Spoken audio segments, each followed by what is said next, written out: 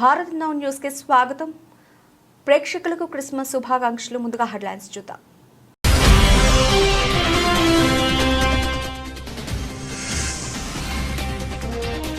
ఆఫ్ఘనిస్తాన్ పై పాక్ వైమానిక దాడులు, 15 మంది మృత్యువాత.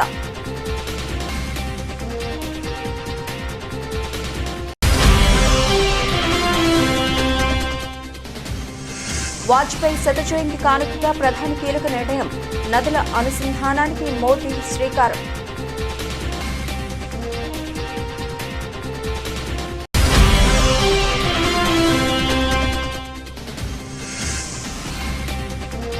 దేశవ్యాప్తంగా వెంకటేశ్వర ఆలయాలు, టీటీడీ బోర్డు మీటింగ్లో కీలక నిర్ణయాలు, ధర్మకర్తల మండలి సమావేశంలో పలు కీలక నిర్ణయాలకు ఆమోదం.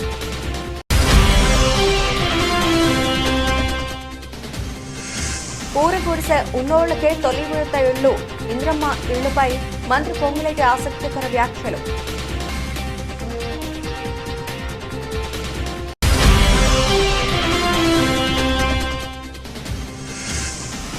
ఘనంగా క్రిస్మస్ వేడుకలు, పలువురు ప్రముఖుల శుభాకాంక్షలు, ప్రార్థనల్లో పాల్గొన్న జగన్ విజయమ్మ.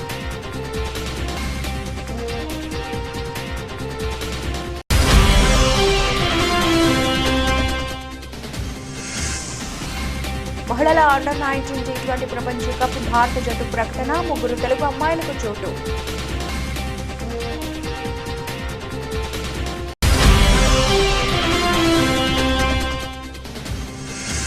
పెరుగుతున్న డిజిటల్ చెల్లింపుల ట్రెండ్, 33% పెరిగిన యూపీఐ క్యూఆర్ లావాదేవీలు.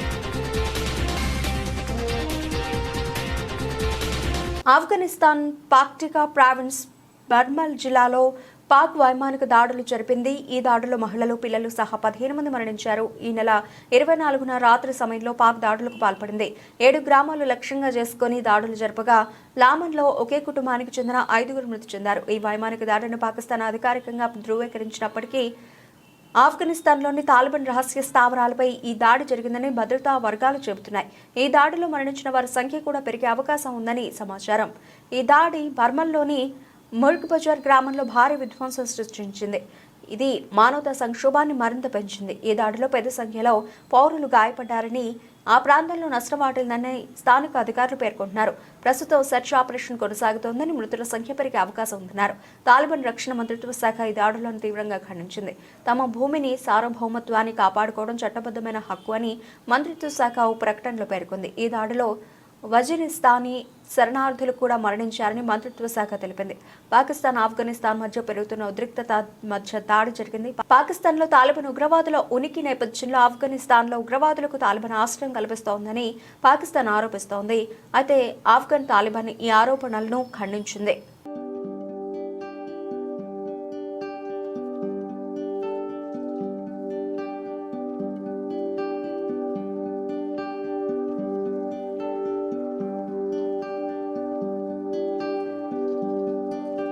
మాజీ ప్రధాని అటల్ బిహారీ వాజ్పేయి 100వ జన్మదినం సందర్భంగా భారత ప్రధాని నరేంద్ర మోదీ పలు కీలక ప్రాజెక్టులకు శంకుస్థాపన చేయనున్నారు. దేశవ్యాప్తంగా నీటి వనరులను పూర్తి స్థాయిలో సద్వినియోగం చేసుకుంటూ నీటి కొరతను తీర్చే బృహత్తర కార్యక్రమం నదుల అనుసంధానంలో భాగమైన can Betwa river interlinking project నిర్మాణం కోసం మధ్యప్రదేశ్లోని ఖుజరహోలో ప్రధాని మోదీ శంకుస్థాపన చేయనున్నారు. దీంతో పాటు Omkareshwar floating solar project, Vajpayee స్మారకార్థం ప్రత్యేక స్టాంప్, నాణం విడుదల వంటి కార్యక్రమాలను కూడా మోదీ చేపట్టనున్నారు. దేశవ్యాప్తంగా నదుల్లో నీటి లభ్యత వినియోగంలో తీవ్ర వ్యత్యాసాలు ఉన్నాయన్నారు. కొన్ని నదుల్లో నీటి లభ్యత తక్కువగా ఉండి దానిపై ఆధారపడే ప్రజలు ఎక్కువ సంఖ్యలో ఉంటున్నారు. కొన్ని నదుల్లో నీరు వృధాగా సముద్రంలో కలిసిపోతోంది. ఈ పరిస్థితిని చక్కదిద్దే ఏకైక మార్గం నదుల అనుసంధానమేనని మాజీ ప్రధాని అటల్ బిహారీ వాజ్పేయి పలు సందర్భాల్లో తెలిపారు. ఆయన ప్రధానిగా ఉన్న సమయంలో దీనిపై సమగ్ర అధ్యయనం కూడా చేయించారు. ఆయన కలలుగన్న ఈ ప్రాజెక్టును నిజం చేసేందుకు నేడు ప్రధాని మోదీ నడుం బిగించారు. ఇందులో భాగంగా ప్రధాని మోదీ మధ్యాహ్నం 12:30 ఖజురహో చేరుకొని కెన్ బెత్వా నదుల అనుసంధానం ప్రాజెక్టుకు శంకుస్థాపనతో పాటు పలు ఇతర కార్యక్రమాల్లో పాల్గొన్నారు. అనంతరం మధ్యాహ్నం 2:20 ఢిల్లీకి బయలుదేరతారు. ఈ కార్యక్రమంలో మధ్యప్రదేశ్ గవర్నర్ మంగుభాయ్ పటేల్, ముఖ్యమంత్రి డాక్టర్ మోహన్ యాదవ్, కేంద్ర జలశక్తి మంత్రి సిఆర్ పాటిల్ కూడా హాజరు కానున్నారు.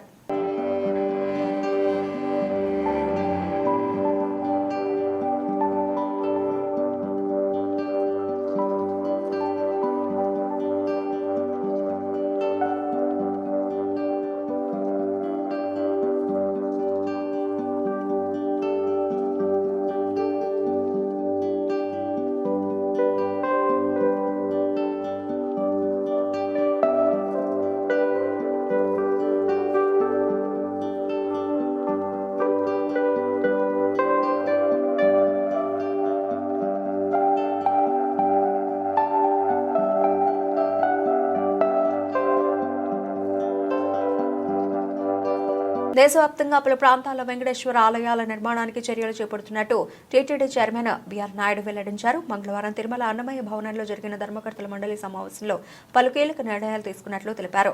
స్విమ్స్ దవాఖానాల్లో మెరుగైన వైద్య సేవలు, జాతీయ హోదా కోసం కేంద్ర ప్రభుత్వానికి సిఫార్సు, కాలినడక భక్తులకు వైద్య సేవలు, క్యాంటీన్ల నిర్వహణకు నూతన విధానం, అన్నప్రసాదాలకు 258 మంది సిబ్బంది, కంచి కామకోటి పీఠం సంప్రదాయ పాఠశాలకు ఎస్వి విద్యాదాన ట్రస్ట్ నుంచి 2 కోట్ల రూపాయల ఆర్థిక సాయం, సర్వదర్శనం క్యూ లైన్లలో 3.36 కోట్ల రూపాయలతో 6 టాయిలెట్ బ్లాకుల నిర్మాణం, ఒంటిమిట్ట కోదండ రామాలయం విమాన గోపురానికి 43 లక్షల రూపాయలతో బంగారు కలశం ఏర్పాటుకు నిర్ణయించినట్లు వివరించారు.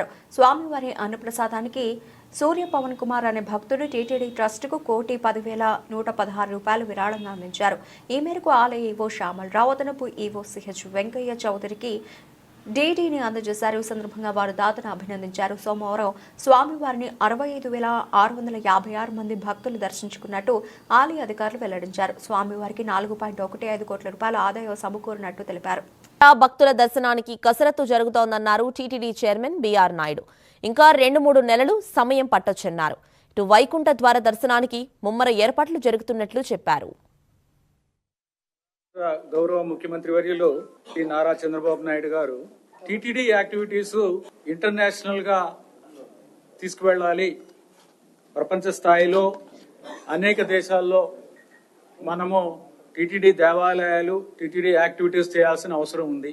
కానీ ఏదన్నా మనము దేశంలో ఏమన్నా యాక్టివిటీ చెకప్ చేసినట్లు, లేకపోతే దేవాలయాన్ని కట్టినప్పుడు అక్కడ ఉన్న ఆర్థిక పరిస్థితులు అవన్నీ కూడా మనము టీటీడీ మీద ఏం భారం పడుతుంది, ఏమిటి ఫీజిబిలిటీ ఏంటి, ఇవన్నీ కూడా చూసుకోవాల్సిన అవసరం ఉంది. దానికి మార్గదర్శకాలు ప్రిపేర్ చేయమని చెప్పేసి ముఖ్యమంత్రి గారు చెప్పడం జరిగింది. దాని ప్రకారం ఒక కమిటీ వేసి ఆ కమిటీ ద్వారా ఏ విధంగా చేయాలి, గైడ్ లైన్స్ చేయాలి అనేది కూడా చెప్పడం జరిగింది. దాని ప్రకారం ఒక కమిటీని వేయడానికి కూడా ఈరోజు బోర్డులో అప్రూవల్ చేయడం జరిగింది. ప్రతి స్టేట్ హెడ్ క్వార్టర్ లో కూడా టీటీడీ వెంకటేశ్వర స్వామి దేవాలయం ఉండాలనేది కూడా వారి డైరెక్షన్. సో దాని ప్రకారం కూడా స్విమ్స్ అనేది టీటీడీ కింద ఉన్న సూపర్ స్పెషాలిటీ హాస్పిటల్, టీటీడీ నిర్వహిస్తున్న ఒక సూపర్ స్పెషాలిటీ హాస్పిటల్. దీనికి జాతీయ హోదా తీసుకురావడానికి, జాతీయ హోదా కోసం కేంద్ర ప్రభుత్వానికి ఒక రిజల్యూషన్ పంపించి దాని మీద మనం పర్సూ చేయాలి. కేంద్ర ప్రభుత్వాన్ని రాష్ట్ర ప్రభుత్వం ద్వారా మనము ఒక విజ్ఞప్తి పంపించాలనేది కూడా ఒక నిర్ణయం చేయడం జరిగింది. ఇన్స్టిట్యూట్ ఆఫ్ నేషనల్ ఇంపార్టెన్స్ అని అంటారు. సో ఈ స్కీమ్ ద్వారా వెళితే మనం చేస్తున్న చారిటబుల్ యాక్టివిటీస్ ఏమైతే ఉన్నాయో, మనం పేద ప్రజలకు అందిస్తున్న సేవలు ఏవైతే ఇస్తున్నామో అవన్నీ కూడా కేంద్ర ప్రభుత్వం నుంచి వస్తున్న ఆర్థిక సహాయంతో ఇంకా బాగా చేయడానికి మనకు అవకాశం ఉంది. దానికోసం అనేది ఆ ప్రపోజల్స్ పంపించాలనేది. ఇంటి జాగా ఉండి పూరి గుడిసెలు, కచ్చే ఇండ్లు ఉన్నవారికే తొలి విడత ఇందిరమ్మ ఇళ్లను మంజూరు చేస్తామని గృహ నిర్మాణ శాఖ మంత్రి పొంగులేటి శ్రీనివాసరెడ్డి వెల్లడించారు. వికలాంగులు, వితంతువులు తదితర నిరుపేదలకు మాత్రమే తొలి విడతలో ప్రాధాన్యం ఇస్తామని తెలిపారు. హైదరాబాద్ లో మంగళవారం గృహ నిర్మాణ సంస్థ అధికారులతో సమీక్ష నిర్వహించిన అనంతరం మంత్రి మీడియాతో మాట్లాడారు. కేంద్ర ప్రభుత్వ ఆర్థిక సాయంతో ఇందిరమ్మ ఇళ్ల పథకాన్ని అమలు చేస్తున్నట్లు పేర్కొన్నారు. కేంద్ర ప్రభుత్వం బ్రాండింగ్ వేసేందుకు తమకు ఎటువంటి భేషజాలు లేవని తెలిపారు. కేంద్ర మ్యాప్ ద్వారా ఎంపిక కాని నిరుపేదలు ఎవరైనా ఉంటే వారికి రాష్ట్ర ప్రభుత్వం తరఫున ఇళ్లు మంజూరు చేస్తామని భరోసా ఇచ్చారు. ఇళ్ల మంజూరు కోసం 80 లక్షల దరఖాస్తులు వచ్చాయని, శాస్త్రీయ పద్ధతిలో అత్యంత పారదర్శకంగా లబ్ధిదారుల ఎంపిక జరుగుతుందని తెలిపారు. ఇప్పటి వరకు 32 లక్షల దరఖాస్తుదారుల వివరాలను సేకరించగా తొలి విడతలో 4.5 లక్షల ఇళ్లు నిర్మించనున్నట్లు తెలిపారు. వచ్చే 4 గంటలలో 20 లక్షల ఇళ్లు మంజూరు చేస్తామని హామీ ఇచ్చారు. వచ్చే ఏడాది జనవరి మొదటి వారం కల్లా మొత్తం 80 లక్షల మంది దరఖాస్తుదారుల వివరాలను సేకరిస్తామని, ఇప్పటికే జిల్లాల వారీగా ప్రాజెక్టు డైరెక్టర్లను నియమించామని వివరించారు. ఎంపికైన వారికి 4 విడతల్లో 5 లక్షల రూపాయలు చెల్లిస్తామని చెప్పారు. అలాగే లబ్ధిదారుల ఎంపికకు సంబంధించిన విధి విధానాలను త్వరలోనే వెల్లడిస్తామని, ఫిర్యాదుల స్వీకరణకు 1-2 రోజుల్లో వెబ్సైట్ను ప్రారంభిస్తామని, త్వరలో టోల్ ఫ్రీ నంబర్ను కూడా అందుబాటులోకి తెస్తామని తెలిపారు. గతంలో నిర్మాణం చేపట్టి అసంపూర్తిగా ఉన్న ఇళ్లను కూడా పూర్తి చేస్తామని అన్నారు. ఇల్లు పొందేందుకు రేషన్ కార్డుతో పని లేదని, యాప్లో నమోదు చేసిన వివరాలు గ్రామ సభల ఆధారంగా లబ్ధిదారుల ఎంపిక జరుగుతుందని అన్నారు. దీన్ని లాంగ్ విజన్తో పర్ఫెక్ట్ గా బెనిఫిషరీని ఐడెంటిఫై చేయడం కోసం ఈ యాప్ని ఏర్పాటు చేసి కేంద్ర ప్రభుత్వం నుంచి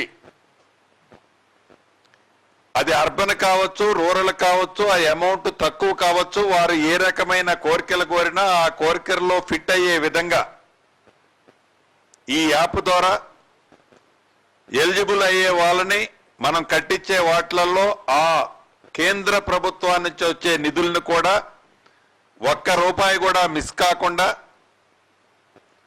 వాళ్ళ బ్రాండింగ్ కావాలన్నా కూడా ఈ రాష్ట్ర ప్రభుత్వము బేషరతుగా యాక్సెప్ట్ చేసి దాంట్లో ఫిట్ అయ్యే కాన్సెప్ట్స్ అన్నిటినీ ఈ యాప్లో ఇన్కార్పొరేట్ చేసి ఈ యాప్తో ఇప్పటికి 32 లక్షల మంది పూర్తయింది. ఈ నెలాఖరికి మ్యాక్సిమం 75-80% కంప్లీట్ అవుతుంది. ఇదే టెంపోలో 4th 5th కల్లా, జనవరి 4th 5th కల్లా నాకు తెలిసి టోటల్ 80 లక్షల మంది డేటా రాష్ట్ర ప్రభుత్వం ఎవరైతే ఇళ్లు కావాలని అడిగారో వాళ్ళందరి డేటా ఈ రాష్ట్ర ప్రభుత్వం దగ్గరకు చేరటం జరుగుద్ది. దానిని యుద్ధ ప్రాతిపదికంగా బెనిఫిషరీస్ ని ఫస్ట్ 4.5 లక్షలని poor of the poor identify చేస్తాం. కేంద్ర ప్రభుత్వం నుంచి ఎక్కడైనా ఎలిజిబుల్ ఉన్నోళ్ళు మిస్ అయినా, వాళ్ళు రిజెక్ట్ చేసినా, రాష్ట్ర ప్రభుత్వం నుంచి కేంద్ర ప్రభుత్వం ఇలేదు కాబట్టి వాళ్ళు ఇస్తానన్న 70,000 రూపాయలు, 1,50,000 అని మేము చేతులు దులుపుకోకుండా ఎలిజిబుల్ ఉన్న వాళ్ళు ఏ కారణం చేతైనా కేంద్ర ప్రభుత్వం రిజెక్ట్ చేసినా రాష్ట్ర ప్రభుత్వం నుంచి 5 లక్షల రూపాయలు ఇస్తామన్న అమౌంట్ పర్ఫెక్ట్ గా 4 విడతల్లో ఈ ప్రభుత్వం ఇయ్యటానికి గౌరవ ముఖ్యమంత్రి రేవంత్ రెడ్డి గారు ఆల్రెడీ సూచనలు ఇవ్వటం జరిగింది. దీంతో పాటు ఇది 4 విడతలుగా పేమెంట్ ఇస్తున్నాము, అనేక పర్యాయాలుగా చెప్పాము. సొంత స్థలము ఉన్న వాళ్ళకి తక్కువలో తక్కువ 400 చదరపు అడుగులు ఇల్లు కట్టుకోవాలి. దాంట్లో ఒక బాత్రూము, ఒక కిచెన్ ఉండాలి. డిజైన్ అంటూ ప్రభుత్వం ఏమీ నిర్ణయించలేదు. 400 చదరపు అడుగుల కంటే వారి ఆర్థిక స్తోమత బాగుంటే ఎక్కువ కట్టుకున్నా ప్రభుత్వానికి ఏ రకమైన అభ్యంతరం లేదు.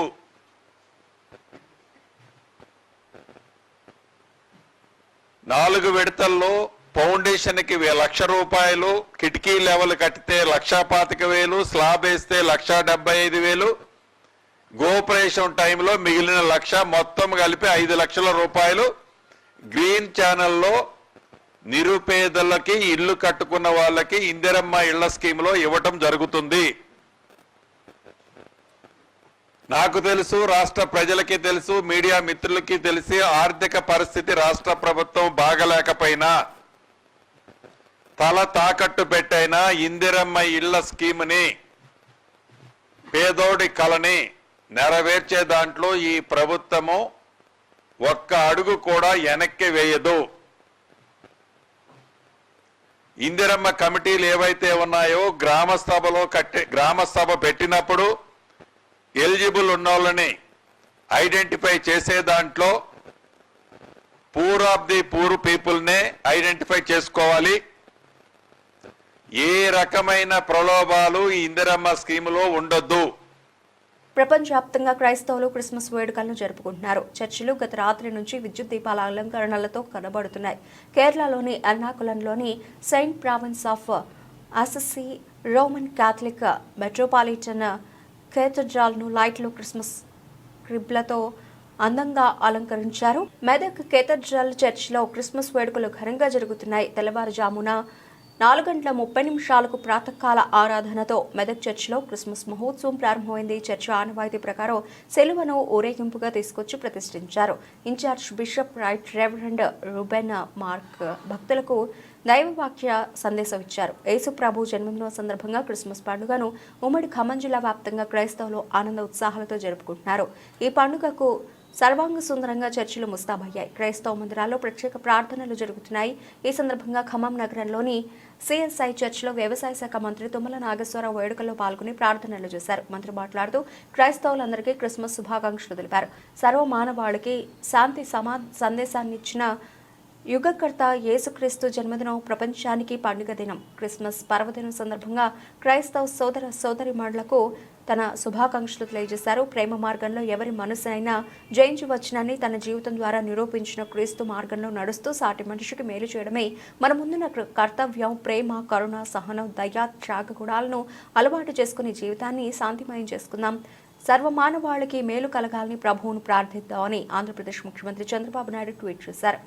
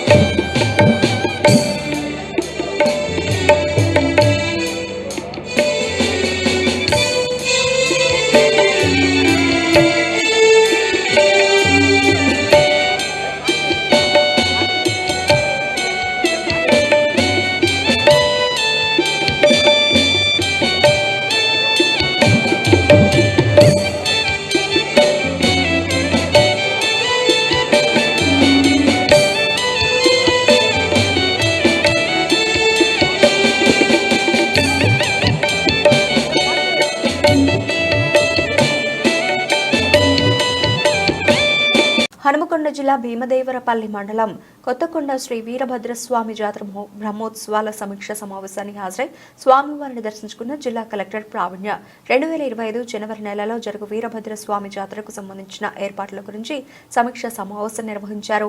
ఈ కార్యక్రమానికి ముఖ్య అతిథిగా జిల్లా కలెక్టర్ ప్రావీణ్య పాల్గొన్నారు. మీటింగ్ వచ్చిన అన్ని శాఖల అధికారులతో గత జాతర సమయంలో ఎదురైన సమస్యలను అడిగి వారి సూచనలు తెలుసుకున్నారు. కలెక్టర్ మాట్లాడుతూ అన్ని శాఖల అధికారులు సమన్వయంతో కలిసి పనిచేయాలని, భక్తులకు ఎలాంటి ఇబ్బంది లేకుండా తగు జాగ్రత్తలు తీసుకోవాలని సూచించారు. ప్రతి శాఖ వారు 24 గంటలు అందుబాటులో ఉండాలని, ఎవరు కూడా నిర్లక్ష్యంగా ఉండకూడదని, మీకు కావాల్సిన సిబ్బందిని అలాగే ఇతర సామాగ్రిని సిద్ధంగా ఉంచుకోవాలని పలు సూచనలు చేశారు. ఈ సమీక్షా సమావేశంలో జిల్లా అన్ని శాఖల ఉన్నతాధికారులు పాల్గొన్నారు. ఆర్డీఓ గారు, ఈఓ గారు, డిస్ట్రిక్ట్ ఆఫీసర్స్, ఏసీపీ గారు, excise, RMRTC, DPO, ERMD, DW, DMHO and all the officers present here and press media మిత్రులకి, సిబ్బంది అందరికీ కూడా నమస్కారం. ఈ మీటింగ్ మినిస్టర్ గారి రిక్వెస్ట్ మీద కండక్ట్ చేయడం జరుగుతుంది. ఎందుకంటే నెక్స్ట్ మంత్ జాతర ఉంది కాబట్టి ఒకసారి అరేంజ్మెంట్స్ అన్ని రివ్యూ చేయమని రిక్వెస్ట్ చేశారు సార్. సో అదే ఉద్దేశంతో ఈరోజు విజిట్ చేసి ఇక్కడ ఉన్న ఫెసిలిటీస్ కూడా చూసి, అలానే ఇక్కడ ఇంకా ఏర్పాట్లు ఏం కావాల్సి వస్తాయనే ఉద్దేశంతో ఈ రివ్యూ మీటింగ్ తీసుకోవడం జరుగుతుంది. సో ఇక్కడ చాలా మంది ఆఫీసర్స్ ఐ థింక్ ఇంతకుముందు వర్క్ చేసిన వాళ్ళు ఉన్నారు కాబట్టి ఆల్రెడీ ఎక్స్పీరియన్స్ ఉంది లాస్ట్ ఫ్యూ ఇయర్స్ జరిగిన జాతరలు. బట్ అయినప్పటికీ ఈసారి ఇంకా అరేంజ్మెంట్స్ మంచిగా చేసుకొని జాతర కండక్ట్ చేయాలి. అండ్ ఎవ్రీ ఇయర్ మనకి జాతరకు వచ్చే పబ్లిక్ సంఖ్య కూడా పెరుగుతూ ఉంది కాబట్టి అది దృష్టిలో పెట్టుకొని మనం అరేంజ్మెంట్స్ అనేది టేకప్ చేయాలి. ఫస్ట్ అండ్ ఫార్మోస్ట్ మా సైడ్ నుంచి రిక్వెస్ట్ ఆర్డీఓ గారు కలెక్టరేట్తో కోఆర్డినేట్ చేసుకొని ప్రొసీడింగ్స్ ఒకటి ఈరోజు మీటింగ్ది డ్యూటీ ఆర్డర్స్ ప్రొసీడింగ్స్ ఒకటి ఇష్యూ చేయండి. సెకండ్, 3 షిఫ్ట్స్లో ఈచ్ డిపార్ట్మెంట్ నుంచి who will be the point of contact. మనం జనరల్గా గణేష్ నిమజ్జనం అప్పుడు కానీ ఏదైనా పెద్ద ఫెస్టివల్స్ ఉన్నప్పుడు పాయింట్ ఆఫ్ కాంటాక్ట్ ఒక్కొక్క డిపార్ట్మెంట్ నుంచి ఎవరు ఉంటారు అనేది డ్యూటీస్ చేస్తాం, along with the designation and contact number. So అది కూడా ఇన్ కోఆర్డినేషన్ విత్ ఈఓ గారు మీరు కింద లెవెల్ సిబ్బంది వాళ్ళ ఫోన్ నంబర్స్తో పాటు ప్రతి డిపార్ట్మెంట్ నుంచి ఆ టేబుల్ చేసి ఇవ్వండి. సో దట్ ఎవరికి ఫోన్ చేసుకోవాలి at any point of time అనేది క్లారిటీ ఉంటుంది. నెక్స్ట్ అర్జెంటుగా I request police and also EO గారు and local tahsildar and MPDO ఈరోజు కొన్ని sites, parking area sites visit చేసుకోండి. జాయింట్గా ఇన్స్పెక్షన్ చేసుకొని ఎంత ఎక్స్టెంట్ కావాల్సి వస్తుంది పార్కింగ్ ఏరియాస్, డిస్టెన్స్, అండ్ ఇది ఒక మ్యాప్ లాగా ప్రిపేర్ చేసి పెట్టండి. ఏ పార్కింగ్ జోన్ దేనికి కేటాయిస్తున్నారు, ఎటువైపు నుంచి వచ్చే ట్రాఫిక్కి ఎటు కేటాయిస్తున్నారు. అండ్ ఇది చేసేటప్పుడు ఏసీపీ గారు అన్నట్టు ఈ బుల్లెట్ కార్డ్స్ ఏవైతే ప్రొసెషన్లో వాడతారో వాళ్ళందరికీ కూడా సపరేట్ పార్కింగ్ అనేది ముందే డెసిగ్నేట్ చేసి పెట్టండి. అండ్ మోస్ట్ ఇంపార్టెంట్లీ ఇప్పుడే కల్టివేషన్ స్టార్ట్ అవుతున్న రైతులతో తహసీల్దార్ గారు, ఆర్డీఓ గారు మీరు ఒకసారి మాట్లాడండి అలాంగ్ విత్ ఈఓ గారు. సో పోయినసారి ఎట్లయితే నెగోసియేషన్స్ జరిగాయో సేమ్ ప్యాటర్న్ మీరు ఈసారి కూడా కంప్లీట్ చేయండి. అండ్ మోస్ట్ ఇంపార్టెంట్లీ ఒక పాయింట్, సైనేజెస్ అనేది ప్రతి చోట అవైలబుల్ ఉండేలాగా చూసుకోండి. దారి అనేది ఎటువైపు మేబీ విఐపి దర్శనం కావచ్చు, టాయిలెట్స్ కావచ్చు, పార్కింగ్ స్టాండ్స్ కావచ్చు, మెడికల్ క్యాంప్కి ఆర్ వెటనరీ క్యాంప్కి, వీటన్నిటికీ కూడా దారి సైనేజెస్ అనేది చాలా విజిబుల్గా ఏర్పాటు చేయాలని రిక్వెస్ట్ చేస్తున్నాను. సో ఈ జనరల్ ఇన్స్ట్రక్షన్స్ కాకుండా ఇంకా స్పెసిఫిక్గా ప్రతి డిపార్ట్మెంట్ రిక్వెస్ట్ చేసిన దాని ప్రకారం ఒకసారి ఏఐసీసీ ఆదేశాల మేరకు భారత రాజ్యాంగ నిర్మాత డాక్టర్ బిఆర్ అంబేద్కర్ పై అనుచిత వ్యాఖ్యలు చేసిన కేంద్ర హోంమంత్రి అమిత్ షాను మంత్రి పదవి నుంచి తొలగించాలని కాంగ్రెస్ పార్టీ వికారాబాద్ జిల్లా అధ్యక్షుడు రామ్మోహన్ రెడ్డి ఆధ్వర్యంలో నిరసన తెలిపారు. అనంతరం జిల్లా కలెక్టర్ను కలిసి వినతిపత్రం అందజేశారు. కలెక్టర్ ద్వారా రాష్ట్రపతికి వినతిపత్రం పంపాలని కోరారు. ఈ కార్యక్రమంలో మున్సిపల్ చైర్మన్ మంజుల, పట్టణ కాంగ్రెస్ అధ్యక్షులు సుధాకర్ రెడ్డి, పార్టీ నాయకులు పాల్గొన్నారు.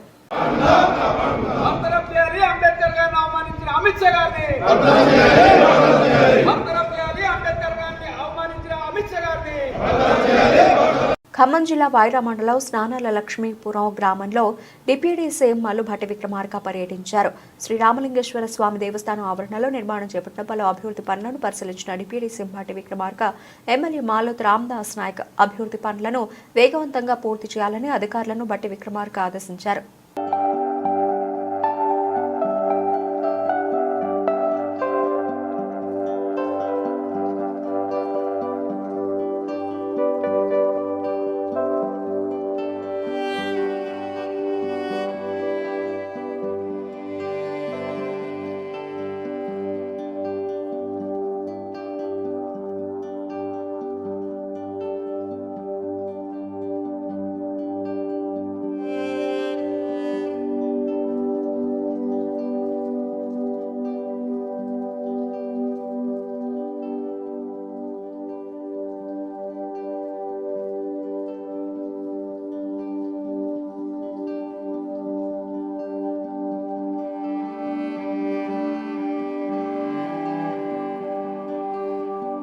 మలేషియాలోని కౌలాలంపూర్ వేదికగా జనవరి 18 నుంచి మహిళల అండర్-19 T20 ప్రపంచ కప్ ప్రారంభం కానుంది.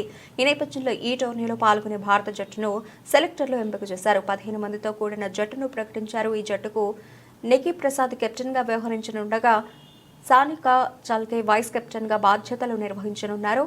15 మంది సభ్యులు గల బృందంలో 3 తెలుగు అమ్మాయిలకు చోటు దక్కింది. హైదరాబాద్కు చెందిన గొంగడి త్రిష, కేసరి ధృతితో పాటు విశాఖపట్నంకు చెందిన షబ్నంలు మహిళల అండర్-19 ఆసియా కప్ క్రికెట్ టోర్నీలో మొత్తం 16 జట్లు పాల్గొననున్నాయి. 4 స్లాట్ల చొప్పున 4 గ్రూపులుగా విభజించనున్నారు. ప్రతి గ్రూపులో తొలి 3 స్థానాల్లో నిలిచిన జట్లు సూపర్ 6 దశకు చేరుకుంటాయి. 12 జట్లు సూపర్ 6కు చేరుకోగా వాటిని 2 గ్రూపులుగా విభజిస్తారు. 2 గ్రూపుల్లో టాప్ 2గా నిలిచిన జట్లు సెమీస్కు చేరుకుంటాయి. జనవరి 18 నుంచి ఫిబ్రవరి 2 వరకు టోర్నీ జరగనుంది. నికీ ప్రసాద్, సానికా చాల్కే, గొంగడి త్రిష, కమలిని, భవిక అహిరే, ఈశ్వరి అవసరే, మిథిలా వినోద్, జోషితా విజయ్, సోనం యాదవ్, పర్ణికా సిసోడియా, కేసరి ధృతి, ఆయుషి శుక్లా, ఆనందిత కిషోర్, షబ్నం, వైష్ణవి ఎస్ తదితరులు పాల్గొన్నారు.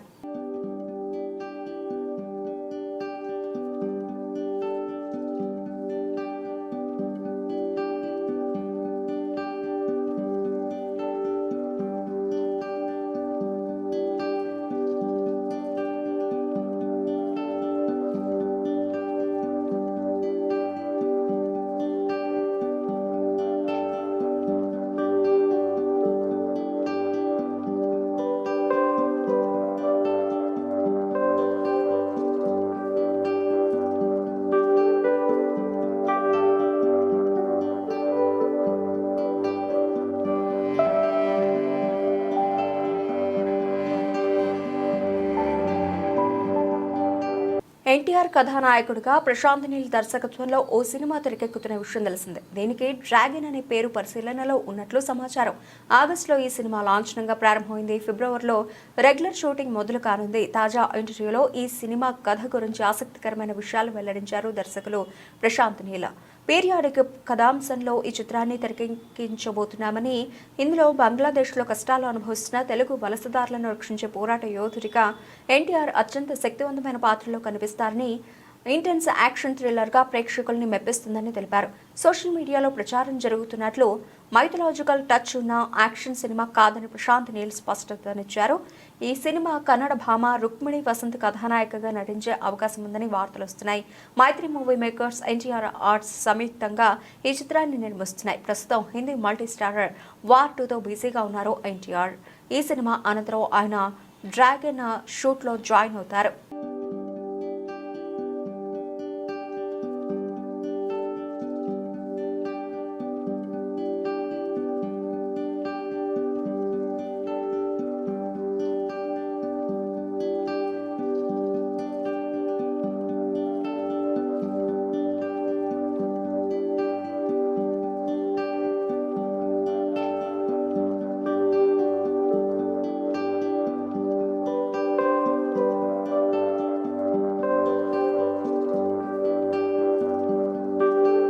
ఏడాది సెమీ అర్బన్తో పాటు గ్రామీణ ప్రాంతాల్లోని రీటైల్ షాపుల్లో యూపీఐ క్యూఆర్ లావాదేవీలు 33% పెరిగాయి. దేశంలో డిజిటల్ చెల్లింపుల ట్రెండ్ పెరుగుతుందనడానికి ఇదే నిదర్శనమని పెనియర్బాయ్ విడుదల చేసిన నివేదిక చెబుతోంది. వ్యాపార రుణాలు, వ్యక్తిగత బంగారు రుణాలు, ఈ ప్రాంతాల్లో సులభ నిబంధనలపై రివాల్వింగ్ ఇచ్చిన రుణాలతో సహా రుణ ఉత్పత్తుల్లో 297% పెరుగుదల నమోదైంది. గ్రామీణ సెమీ అర్బన్ ప్రాంతాల్లో ఆర్థిక డిజిటల్ సేవలు అందిస్తున్న 10 లక్షల కంటే ఎక్కువ చిన్న రీటైలర్ల నుంచి సేకరించిన వాస్తవ లావాదేవీల డేటా ఆధారంగా నివేదికను రూపొందించింది. నివేదిక ప్రకారం బీమా పాలసీ కొనుగోలు, ప్రీమియం సేకరణ కోసం యూపీఐ క్యూఆర్ లావాదేవీల సంఖ్య ఏడాది జనవరి నుంచి నవంబర్ వరకు 127% పెరిగింది. అలాగే కొత్తగా 96% వినియోగదారులు పెరిగారు. PayNearby MD CEO Anand Kumar Bajaj మాట్లాడుతూ, బీమా, ఈ-కామర్స్, రుణాలు తదితర సేవలు అందించేందుకు అవసరమైన సాధనాలను అందించడం ద్వారా స్థానిక రీటైలర్లకు సాధికారత కల్పిస్తున్నట్లు పేర్కొన్నారు. మైక్రో ఏటీఎంలు, ఆధారిత చెల్లింపుల వ్యవస్థ నుంచి నగదు ఉపసంహరణలు ఏడాది తగ్గుముఖం పట్టాయి. అలాగే పీఎం కిసాన్ వంటి పథకాల కింద నగదుల బదిలీ సమయంలో ఏఈపీఎస్ ద్వారా నగదు ఉపసంహరణలు 35 నుండి 45% పెరిగాయి. జమ్మూ కాశ్మీర్లో నగదు విత్డ్రాలు 74% పెరిగాయి.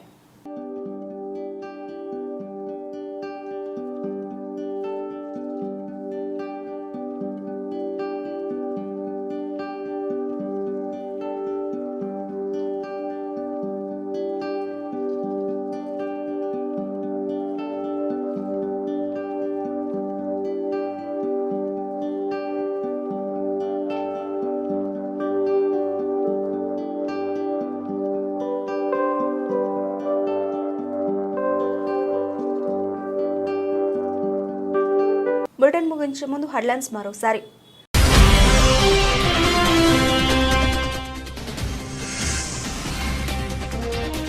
ఆఫ్ఘనిస్తాన్పై పాక్ వైమానిక దాడులు, 15 మంది మృత్యువాత.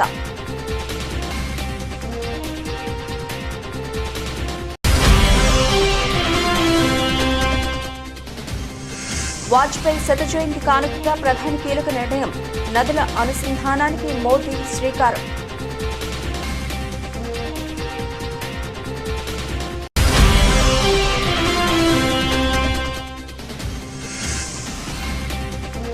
దేశవ్యాప్తంగా వెంకటేశ్వర ఆలయాలు, టీటీడీ బోర్డు మీటింగ్లో కీలక నిర్ణయాలు, ధర్మకర్తల మండలి సమావేశంలో పలు కీలక నిర్ణయాలకు ఆమోదం.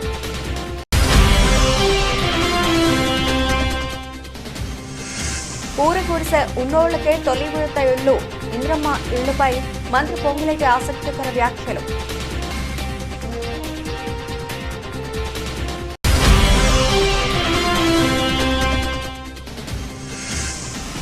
ఘనంగా క్రిస్మస్ వేడుకలు, పలువురు ప్రముఖుల శుభాకాంక్షలు, ప్రార్థనల్లో పాల్గొన్న జగన్ విజయమ్మ.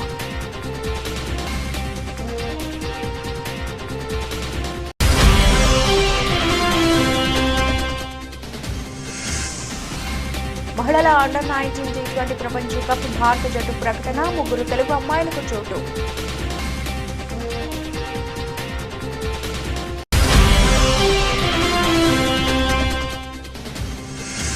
పెరుగుతున్న డిజిటల్ చెల్లింపుల ట్రెండ్, 33% పెరిగిన యూపీఐ క్యూఆర్ లావాదేవీలు. ఇవి ఇప్పటివరకు నవలసిన అప్డేట్స్. Keep watching.